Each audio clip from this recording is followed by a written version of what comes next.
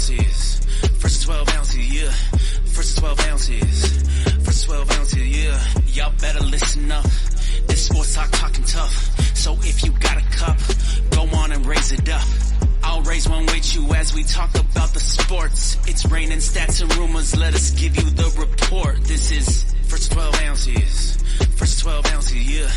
First 12 ounces. First 12 ounces, yeah. What is up, everyone? Welcome back to another episode of First to 12 Ounces. It's a little bit day later. Cole's wife's birthday was yesterday, so gave him Happy birthday. some time. Yep, shout out to Nikki. Didn't want to interrupt birthday festivities, but here we are. Going to break down some college recruiting ongoings and the exchange between Buddha and I and over LSU's defensive line. You can go ahead and start off if you want to, Buddha. All right, I was gonna say let Cole pick who he wants to hear from first. Well, I'll be all favor. I'll talk first. Here's my take on it. Okay. And I've kind of said this all through last year. I've kind of said this every time you brought this up. While I do see, first of all, to be clear, your point is that the safeties for LSU were ass and were a huge problem, and Yeah, that correct. inevitably made the run defense significantly worse. Correct. Okay, just so that everybody watching knows what the take is. Go ahead. Correct. And so the initial take was, I think LSU's D-line was the best coach group. Maybe not the best group, but the best coach group. And the safety play was so abysmal that you had to have an elite defensive line to have any sort of a chance at a rushing defense. Okay, so now we've got the official take out there. What I will say is that I think LSU's defensive line was mid last year. I think their safeties were also ass. I think their safeties were ass. I said their defense line was mid, probably a little bit below average. When I went back and watched, I did go back and watch other games besides Bama. Yes, there's definitely plays where, for example, Jalen Milrose in the open makes one little cut and the safety just shits down his leg. But there's also several times where that cut is 12 yards downfield.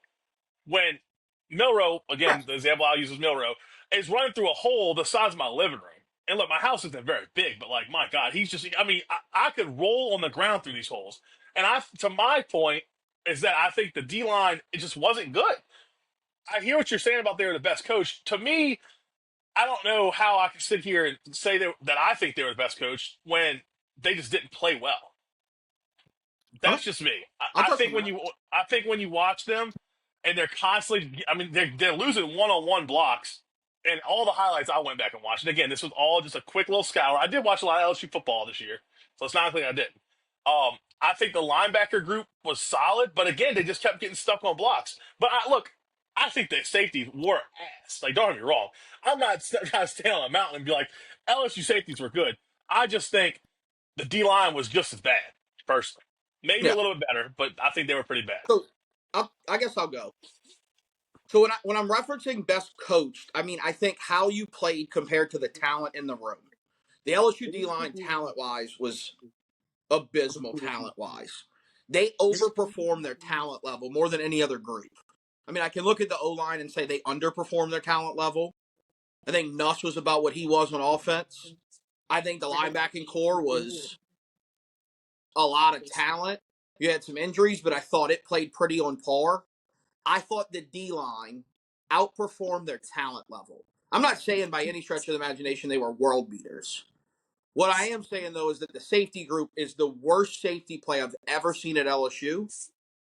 Whether that's coaching or whether that's the personnel, I like to think it's a bit of both. I went back. I didn't have a ton of time. I got home, had some shit to do, had about 25 minutes to check out some film. I pulled up some numbers. I would pull just some of the basic ones that everybody kind of points and laughs at. I didn't look at the Alabama one yet because you had already done it, so I didn't feel like it was a smart use of my time to talk about something that had already been looked at. Yeah, I went look at the Guggenheim highlights, right? That's the one everybody kind of laughs at, right? Like, how's Guggenheim running for whatever he ran for, 180 yards or something ridiculous shit? Two of his biggest carries in the game, including the, 59-yarder. The safety gets sucked in so bad. And what I mean by bad safety play, for anybody, the safeties were just out of assignment on a regular basis. And then when they were in the right assignment, they didn't make the tackle. Cole alluded to it. We're like, it didn't take anything to get by an LSU safety. They were a sieve back there. I'm not saying I think LSU had a top 10 defense in rushing. I think if you had average safety play, they'd have been like the 40th ranked defense. I think it'd have moved them up like 10 spots, 8 spots.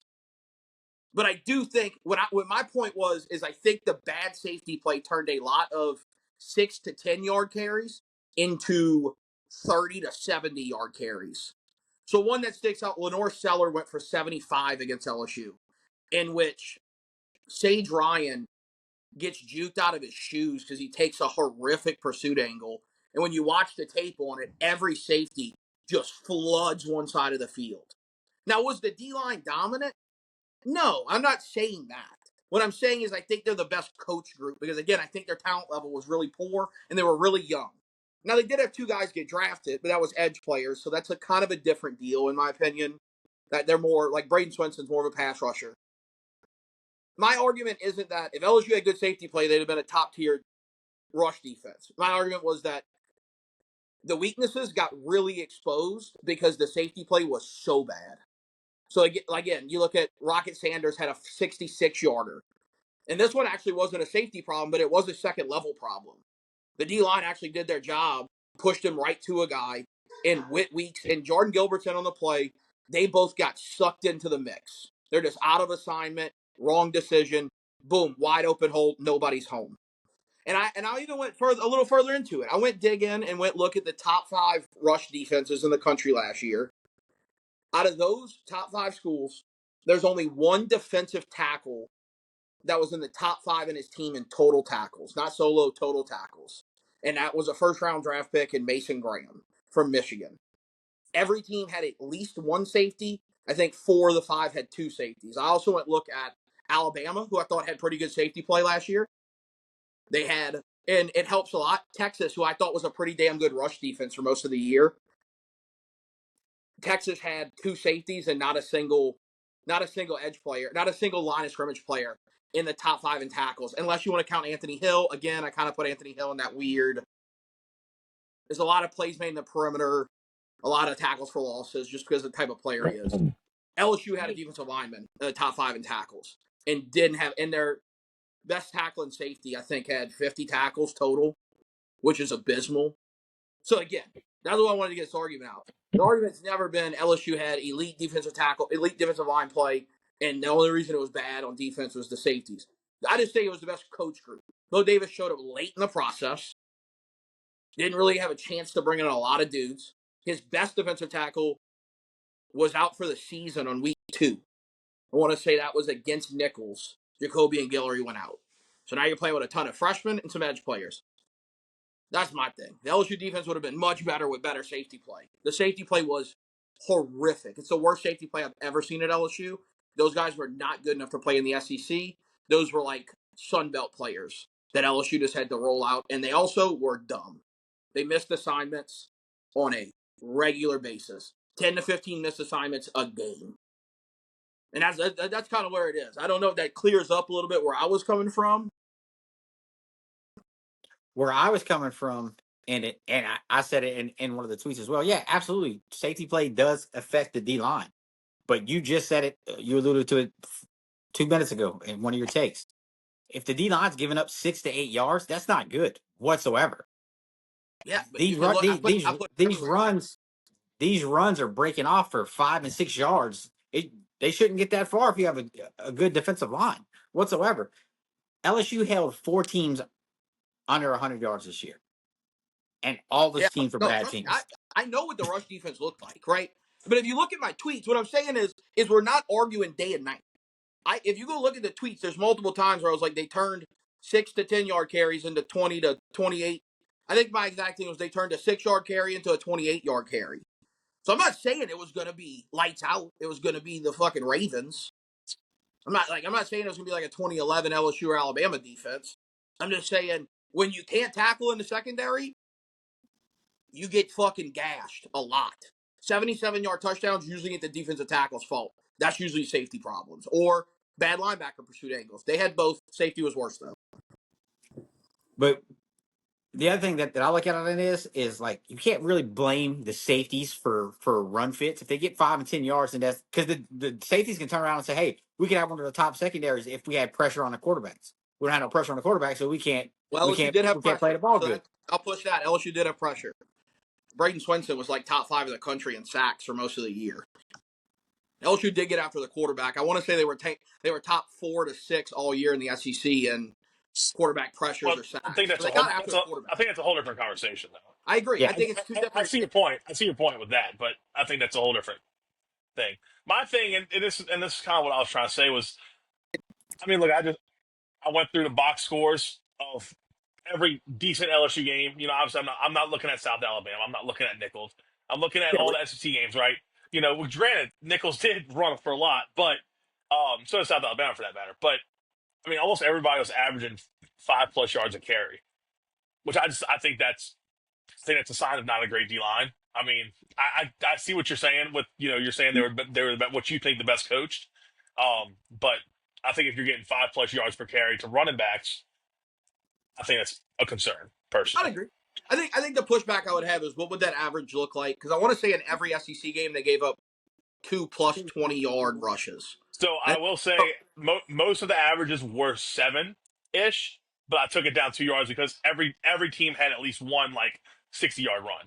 yeah, that's what I'm saying. So there was a ton of like I Yeah, know A did but it. I I think accounted for that. I accounted for that when I said 5 just now.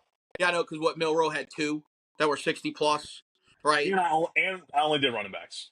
With what Okay, I just said, I did just running backs. I didn't do quarterbacks because Milrow and Marcel Reed ran for like 500 combined. Like that's not gonna yeah, be productive to look at that right. stat. That's what I'm saying. Like I don't think by any world it was going to be a elite defense, a rush defense. I don't think it was being an elite defense at all. The personnel just wasn't there, which is why I addressed last time, and we'll talk about recruiting. I think LSU's done an okay job addressing personnel, but I do think like when you give up against South Carolina, for instance, Rocket Sanders had a 66-yard carry to start the third quarter off, and when you watch the play, you look at a safety who just basically sits down on a like he's in a porta potty. I mean, I don't know what the fuck he's doing. And like you're like, well, if you make the tackle, yeah, you had him at 9 yards. It's not a great carry, but it's not 66 yards, or at least like Yeah, touch him. Maybe it was a yeah, 15-yard carry. Maybe we're still playing football and it's not. yeah. No, look, I mean, I think me and Pete both understand your point is that it could have stopped some of the big runs, but I think overall, I still think the run defense would have been bad. tremendously. I mean, like I said, they gave up. I think 3 games they gave up over 200 yards. It's That's Bama, A&M, 51st. and South Carolina. Um, they just, and honestly, it's one of the things in the takes that I've been talking to. We've been talking to in our texts and stuff like that. Is I don't see how the defensive line gets any better. Y'all did bring in better talent, so that should be good. But Well, I mean, there's an to your answer. I end, mean, you know, you were saying, hey, they were the best coach group. Well, that coach is no longer there. So I that agree. I agree with that. I don't like the idea that we pin. How does your rush defense look? That's not just a. That is absolutely not a defensive tackle or a defensive line stat in most regards. A good defensive line absolutely helps with rush defense, but it's not a good.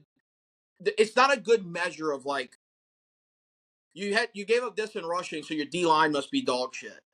There's a lot of variables to it. And I'm not saying every team. I think your safety play is the most important group on defense. I think if you got elite safety play, you're going to be a pretty good defense, even if everywhere else is mid to bad. I think if your safety plays elite, you're going to be pretty good everywhere because your safeties eliminate the knockout punch if they're elite. They don't give up the 60-yard play, right? Like they're the ultimate bend don't break. If you got a really good safety play, the Saints did it for a long time where they weren't very good everywhere, but they were really good at safety. So you could kind of allow teams to move down the field, but you could stop. You never gave up the big knockout punch. Where I agree. Look, LSU's D-line's got to improve. I already said that. I don't think the personnel was great last year. It was really young, and there was multiple 5-stars on that D-line. And those guys are back, and they've played a lot of football. So I think it's going to be better. But I also think the safety play got so much better. I think the linebacking room's better. Whit Weeks is going to be a second-year starter. I think ultimately the defense is going to be better. I mean, it improved drastically year over year from last year to the previous year. I think they went up 50 spots overall as a defense. I It was don't something know like if they were. 55. I don't know what they were in It went from 2023. like 120 to like 60.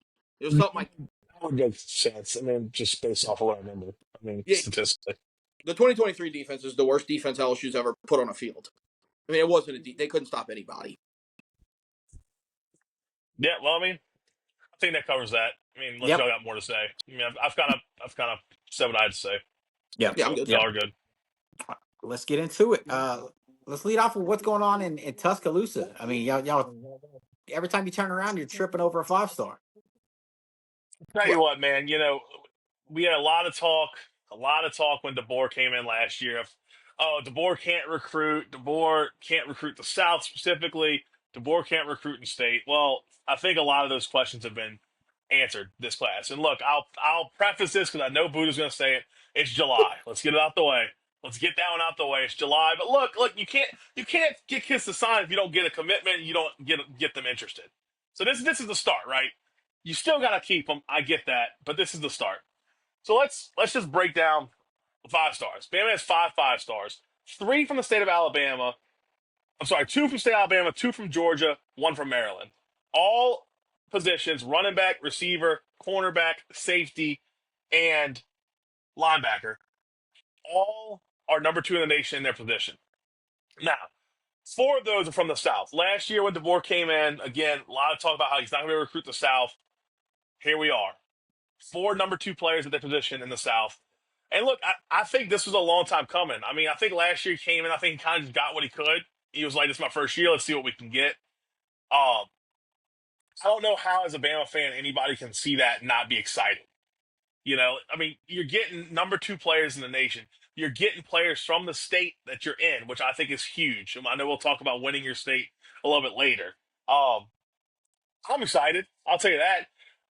And all of these recruiting battles we had, Auburn was involved in every single one, which is always great to beat Lil Bro. LSU was involved in a couple, Texas involved in a couple, Michigan involved in a couple, Ohio State. So you're beating out big schools, and I think that's recruiting, right? You want to win those recruiting battles. You want to get the commitments. Obviously, you want to get them to sign in December and in February. But this is where it starts, and then a couple 4-star players I'm really excited about. Zion Gibson is the number 11 cornerback in the nation. He's also from Alabama. He is the 4th ranked player in the state of Alabama. Max Sutter, tight end from Illinois, number 6 tight end in the nation. Jet Tamala, the quarterback that committed, I think about a month ago. He did really well in I don't remember what the quarterback thing, the Elite 11 or whatever it's called. Yeah, Elite 11. Elite 11. He did pretty good in that, and that's when he committed that week. Number 14 quarterback in the nation. I mean, look, end of the day, you still got to keep them, but I love where Bama sits right now. They're the 5th ranked class in the nation, and they're cooking, dude. DeBoer and Courtney Morgan are absolutely cooking right now, and I think if I'm in the SEC, I'm seeing that. I'm like, well, hey, maybe he can recruit in the South, but again, we'll see how it goes down the road, but I'm happy. I like where we stand, and we'll see if Tank Jones commits anytime soon. Yeah, I think the notion that people run around with like these guys can't recruit, because I mean I heard it with Brian Kelly a lot. Brian Kelly's recruited pretty well at LSU, considering they signed a 5-star offensive lineman every year. DeBoer obviously can recruit. I think there's so much put into this. Like, you got to be from the South to recruit the South, which I think is just a crock of shit. Right? Like, Saban's not from the South. Like, he wasn't from the South. He recruited his ass off. I don't know where Sark is from. Where's Starts Sark from from? LA. LA. Not from the South. Can recruit his ass off. Like, good recruiters can just recruit. It's like people's brains shut off after they watched Ed Ogeron recruit. It's like they were like, you have to be this crazy Southern jackass to recruit the South, when that's really never been the case. Because, like, where was Spurrier from? Was he from Florida?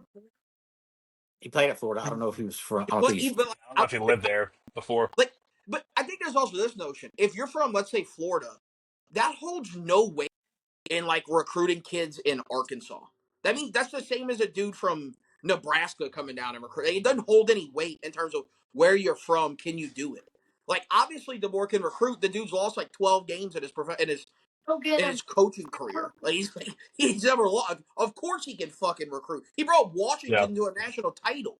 You think he did that by just going like, let's get the male cheerleaders out here and see if they can catch passes? Like, of course he can recruit. It's like this crazy notion that like No, I agree. And look, I thought I was insane when it all started. Of course, there's always gonna be haters like in college football, right? Obviously, when Nick Saban retired, the world was falling. Matt Moscato went on with his Grim Reaper outfit. Was like, this is the end. Well, I mean, here we are 1 year later, and we're recruiting our ass off. I mean, I don't understand it. I'm with you, Budo, on that. This notion that you have to be from the South to recruit the South is just dumb. I think one thing that helps that is NIL now. There's open money being thrown around, but also like it's relationships, right? Courtney Morgan tweeted yesterday. That's our general manager at Alabama. He tweeted yesterday or in an article. He said, one thing that we're big on is we start when these kids are like sophomores and juniors. We get them offers. We stay in contact with them. You build relationships, and every player that's committed to Bama, or at least the 5 stars. The 4 stars don't get as much attention. Every 5 stars committed to Bama has mentioned the relationships that Courtney Morgan and DeVore have kept with them, as well as their respective position coaches. And I think that's just the way Bama does it. I mean, I'm sure everybody else has their way, but I know that's something that he really harped on was keeping these relationships when they're young. Yeah, and to touch on this whole thing too, people underestimate Coach O. Coach O was a hell of a recruiter at USC. People I mean, forget that he was at USC. He was at USC forever. He was at Miami forever. The dude recruited wherever and got yeah, the athletes he might be everywhere he was at. Everywhere he he might was be at. the goat of recruiting, right? Like he might be the guy you could point to and go like, I think he could have recruited to a community college and got really good players. Like he could just recruit, and I don't think that was because he was from Louisiana. I think it was just he could recruit. Like he just had Exactly. the go like guys like me and I can get them here. Exactly. The story he had about whenever they fired the entire staff at USC and he was still out recruiting and ran into Pete Carroll and he's like, I'm getting named the head coach tomorrow. Come to the press conference. And then Pete said, I'm firing everybody except Ed. Come on, let's go get some more recruiting done. Like that shows you the dude didn't have a job. He was recruiting without a job. The dude he's a stud when it comes to recruiting. He's still recruiting. He's just recruiting blonde women now, but he's still recruiting, dude. College blondes, baby. College blondes. He's still on the trail, dude. I got you. Let's get into this LSU class. Also, Bama does have the third ranked SEC class in the SEC currently as What are the well. top So three? I think Georgia's one. I don't know who two is.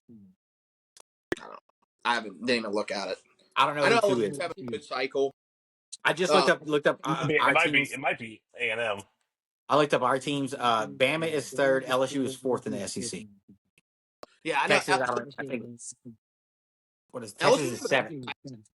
One thing interesting about LSU, their class, considering like they're still in that top 5 to top 10 nationally, but they have the smallest class right now committed in the top 10.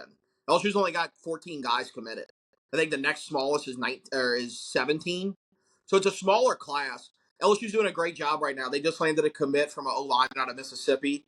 That seems to be a deal that Brad Davis and Kelly they've got a stranglehold on Mississippi right now for O linemen. I mean, you brought in one last year. You bring in another one. They're looking at another big name that's going to drop his commitment Thursday. So that'll be tomorrow when this comes out. Is Lamar Brown? It'll be between LSU and A&M.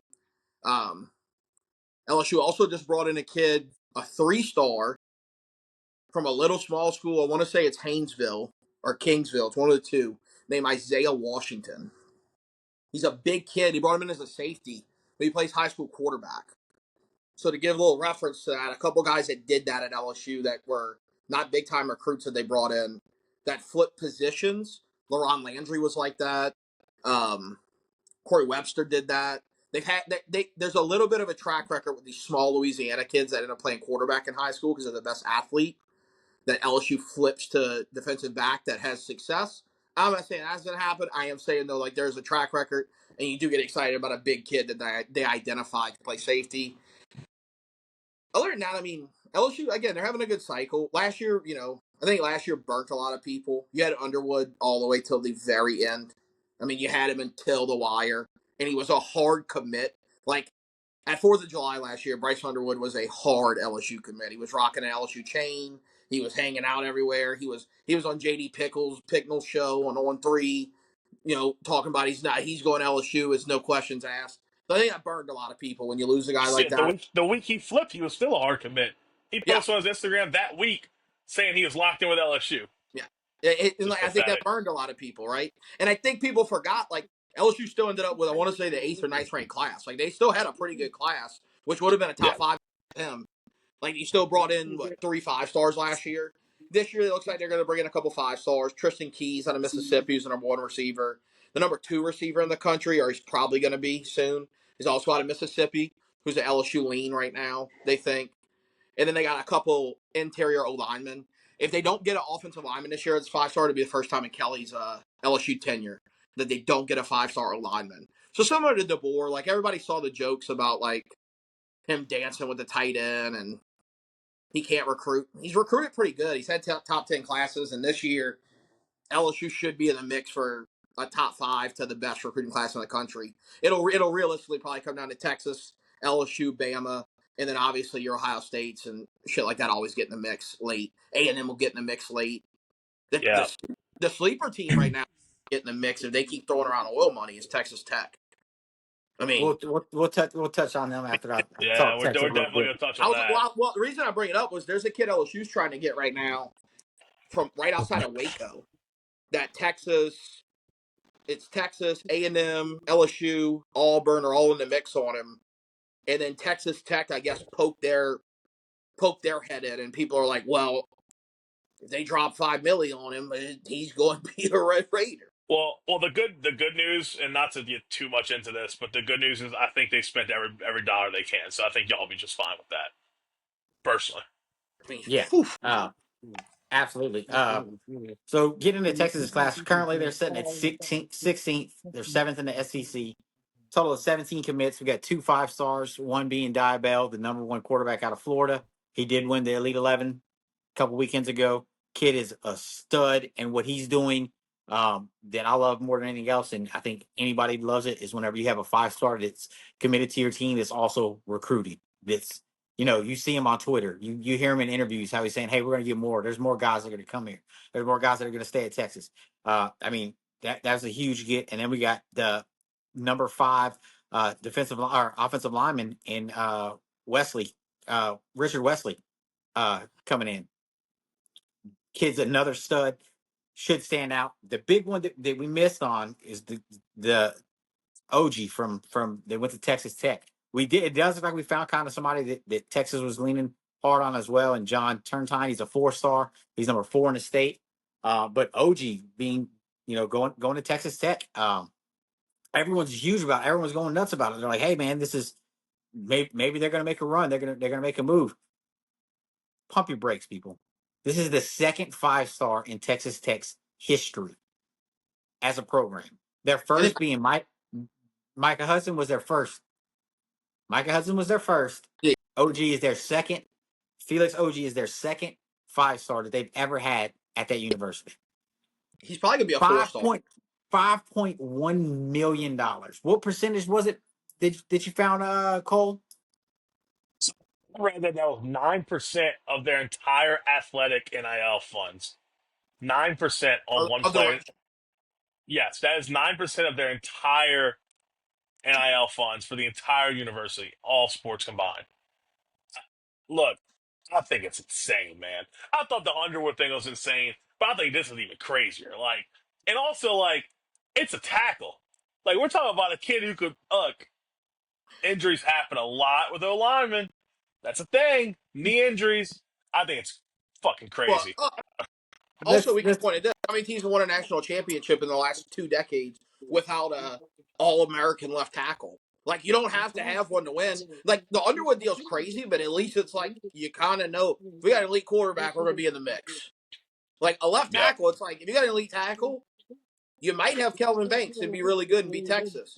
You might be 8-4 and be LSU with Will Campbell, right? They're both elite Yeah, players. They're both top 5, it's like top 10 picks. Like, you ain't gonna win 12 games because your left tackle's elite. it's crazy, man. It's and crazy. I let's mean, let's also not forget what Tech's got going on over there. Micah Hudson was gone. He transferred to Texas A&M, and then transferred back because he wasn't happy. Something was going on at Tech that wasn't making him happy, and he got out quick. I Does he think it's just stay? Does he stay committed there? Is that his place where that he ends up finishing his career? They had him for 1 season, and he was ready to leave.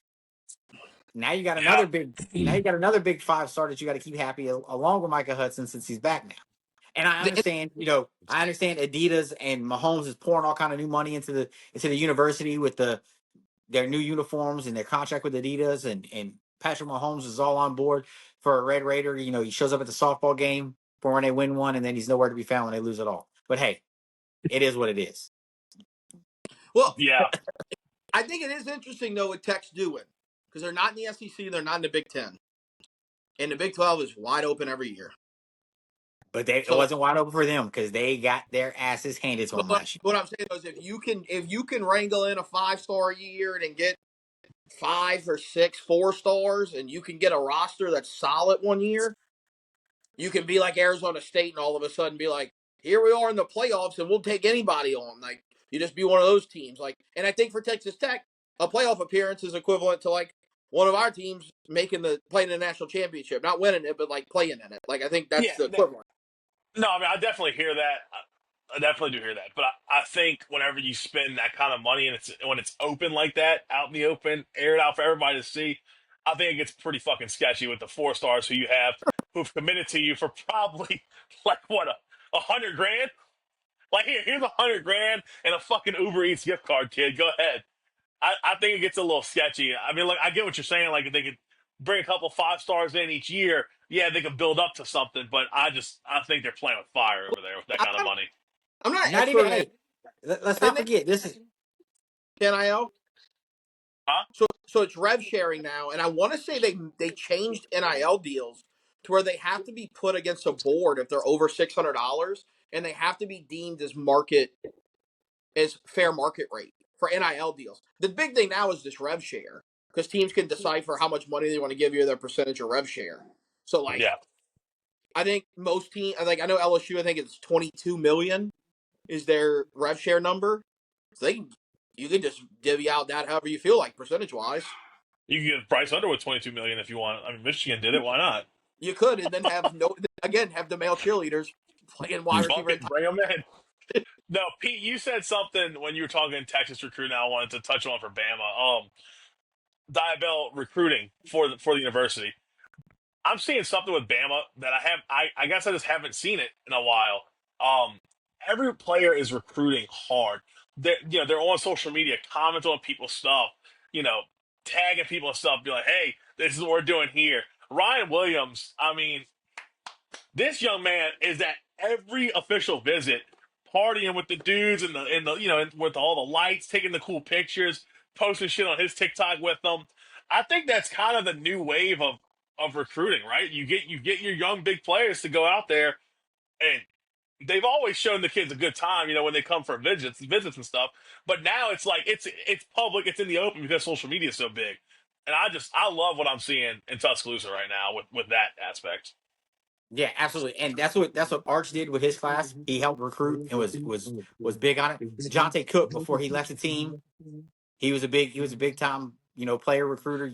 You love to see that because kids they're gonna be more receptive than to hear it from somebody that they're gonna be on the field with than a Yeah. coach that's in their ear saying, "Hey, let's get them, let's go."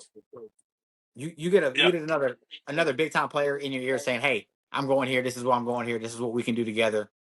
They're going to buy in and they're going to want to be there. Oh, Um, that's what Xavier Griffin, who, one of the 5 stars that committed a couple weeks ago to Bama, the first thing he did that night, he tweets out to Tank Jones, who, everyone's waiting to see where he goes. Hey, Tank Jones, come play the other side with me.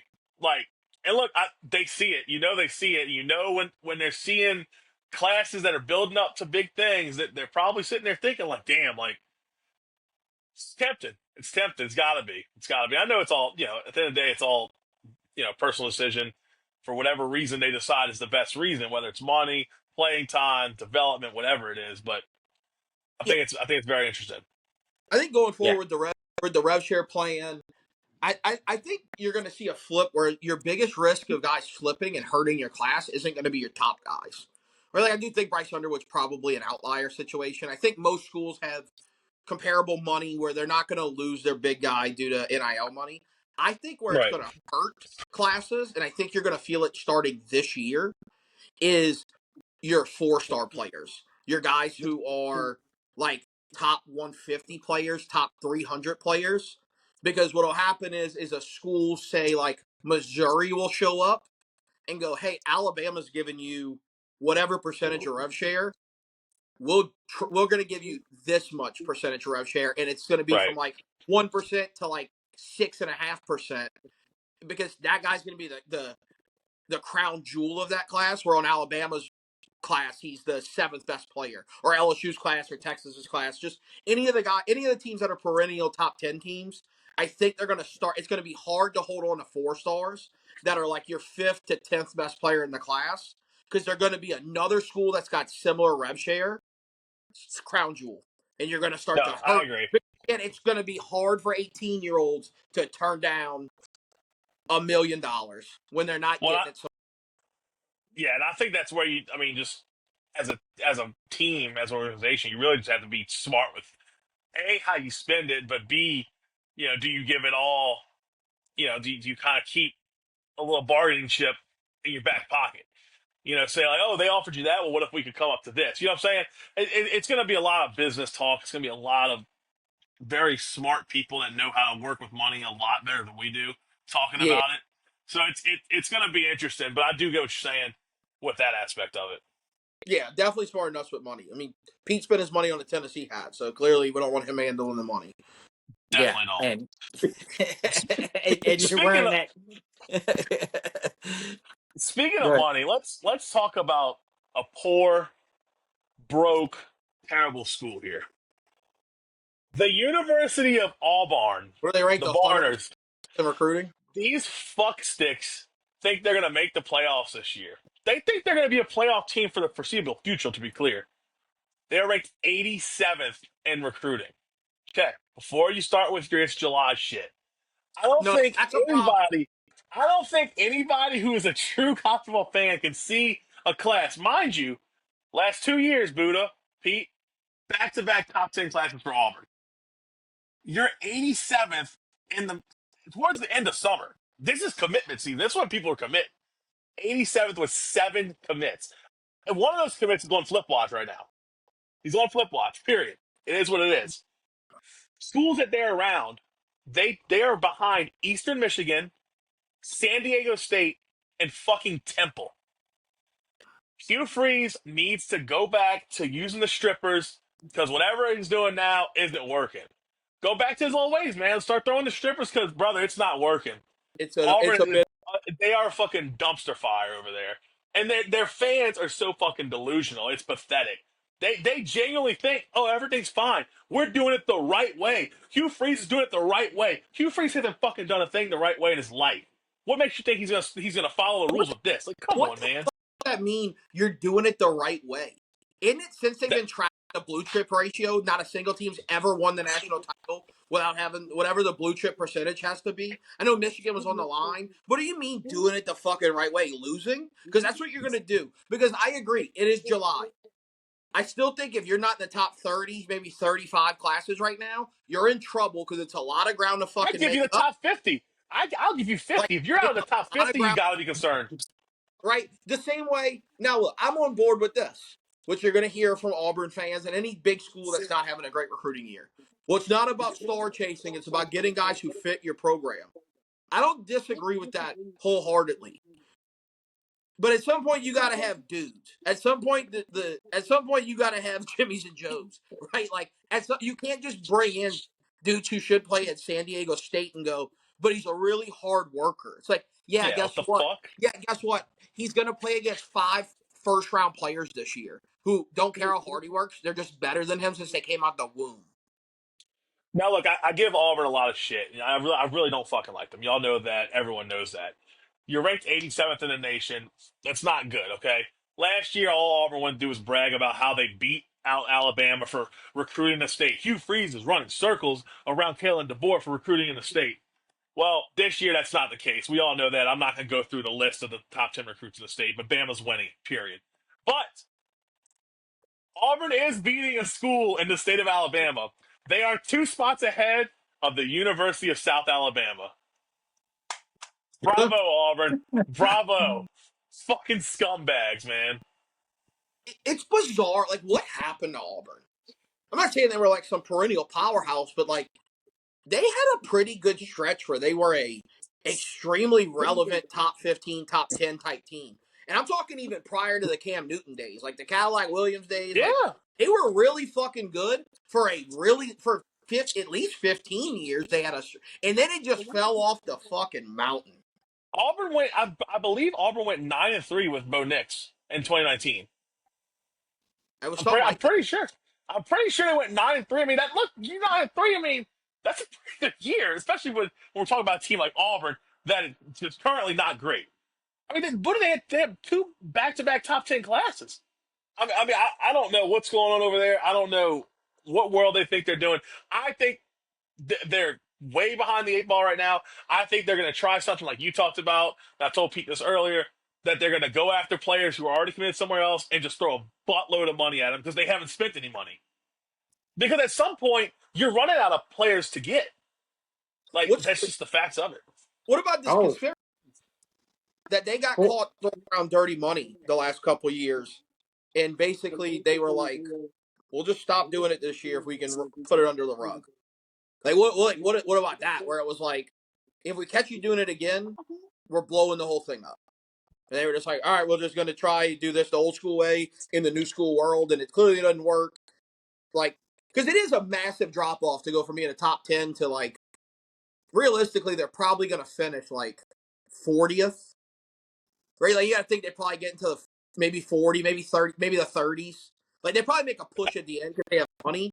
But like, being the 34th class is like, whoopty Not good. fucking. You're going It's to be not good. next to like you and like Baylor. Auburn just while we were on here recording this, it just popped up. Auburn just landed a 4-star linebacker. But yeah, they're What's making moves. Oh, Here they come. top 75, baby. Day one, what's top 75. I wonder what he is in the country. He might be the Here they two, come. like a Oh, let's see 280 what that player. is. 4-star linebacker. Let's see. Number 20 linebacker.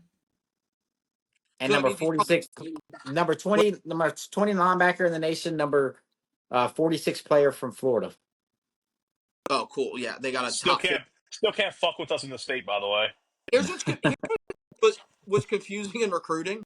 There's what 31 5-star players every year, 30, and then there's Yeah, I like think something like that. 324-star players.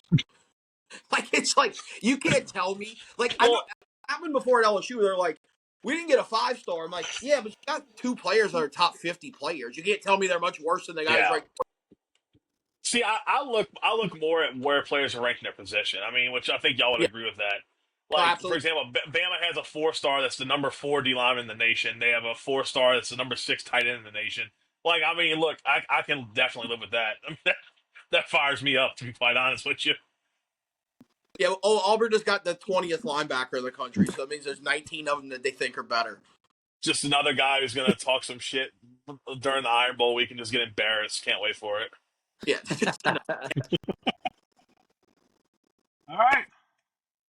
I think that's it, fellas. You got anything else for him before we get No, out of here? I will say, while we've been recording this whole time, my phone's been plugged in, but this fucking app pulls so much power that my battery's at 5%. So yeah. I like to drop my. I think Lamar Brown commits to A&M. You high players for some reason don't go to LSU, so I'm going to drop my official prediction. If I had to do my crystal ball, I'm putting my crystal ball on Lamar Brown to A&M, and then are I'm you going putting 60% or also 65? 60. Okay. All right. But I'm also going to put a crystal ball that he's in the transfer portal in the next 24 months. 24 months, not 2 years, 24 months.